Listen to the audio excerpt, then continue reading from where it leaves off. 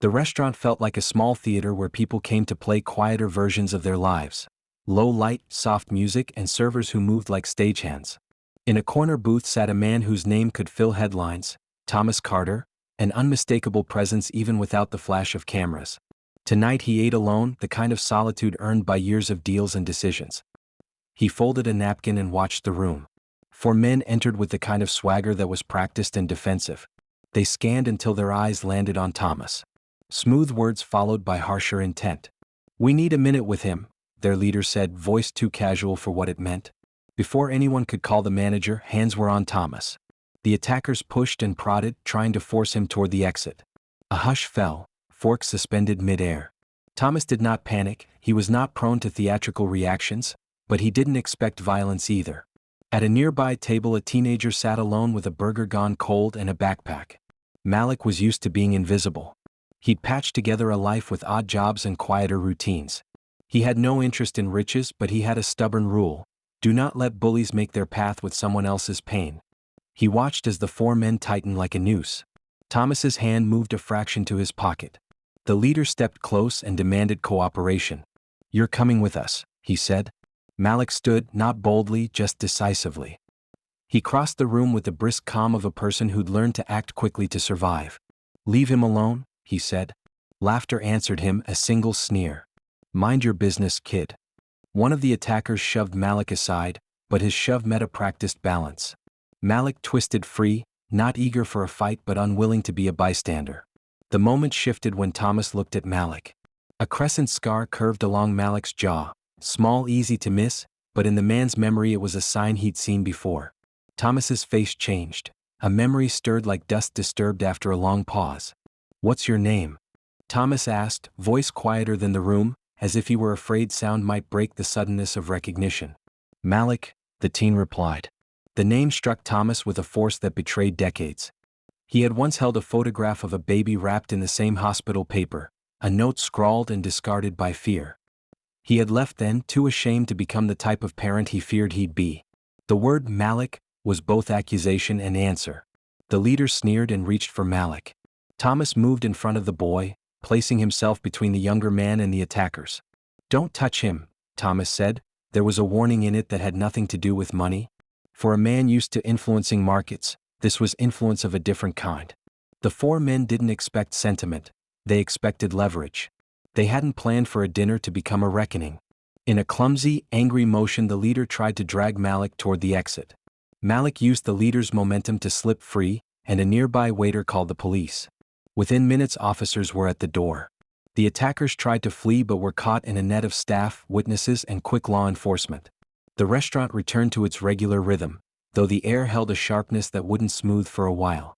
After statements and a barrage of whispered questions, Thomas handed Malik an envelope he had kept for years. Inside was a photograph and a note written in a cramped hand that had not been brave enough to sign a name. The image was a map to a past neither had fully claimed. They talked for hours as the night's drama cooled into confession.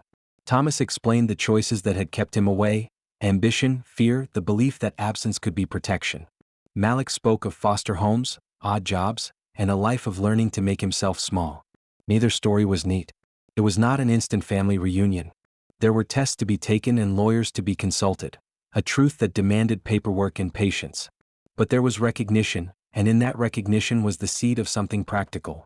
Thomas used his resources to secure Malik's immediate needs: counseling, enrollment in classes, and a small fund to help him breathe. Meanwhile, the 4 attackers faced charges for assault and attempted extortion. Their plan to walk away with a headline-free payout collapsed under the weight of witnesses and quick police response. The leader's arrogance had been his undoing. They didn't rush into family routines. There were awkward phone calls and missed answers. There were evenings when Thomas would leave voicemails and then delete them because he'd convinced himself he wasn't entitled to ask for a chance. Malik would sometimes read the messages and let them sit until he'd decided whether he wanted to respond. The small trust they began to build felt like fragile glass, valuable and easily shattered. In the early days they explored the map of each other's lives. Thomas drove Malik through neighborhoods he had never seen as a child, pointing out places where he'd once made deals that had paid for the first house and the first private jet. "I thought stability could solve everything," Thomas confessed once, hands tight on the wheel. "But I learned the hard way it can also be a cage."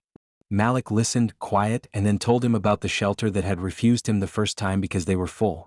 Sometimes they argued, not the shouting kind but the heavy arguments where both sides were tired from history. Thomas could not understand how someone could survive without the padding of money. Malik could not imagine how anyone could choose a career over a child. Those arguments broke as easily as they started, and the apologies that followed were small and sincere. Malik's friends were wary of Thomas when they heard who he was. Rumors traveled faster than truth in the neighborhood. He's trying to buy him. He's got an angle. Malik defended Thomas with a calm that surprised even his friends. He's trying to fix what he broke, he'd say. I'm not for sale. Thomas, too, had to navigate the suspicion of people who had once trusted him. His board asked questions that had the smell of concern and calculation. He knew he'd have to prove his intentions in a way that couldn't be explained away by a press release. So he kept his promises small and visible: tuition paid directly to the school, a mentor introduced without fanfare, a room in his house prepared for Malik if Malik wanted it. Every now and then, visceral reminders returned. Malik's scar ached in damp weather, and sometimes a sound would make him flinch. Thomas woke at 3 a.m. a lot in the first months, his mind filling with images of times he could not rewrite. Those were private pains they learned not to show the other. Instead, they traded habits. Malik introduced Thomas to late-night diners where the coffee was cheap and the conversations were honest. Thomas took Malik to quiet museums where security guards pretended not to notice a man studying a painting as if it were the only thing that mattered.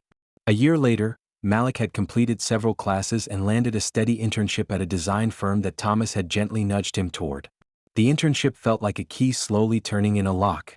It was not charity but an opening. Malik's confidence grew in ways neither man had predicted. He began to smile in photos more easily and to tell stories about projects he was proud of.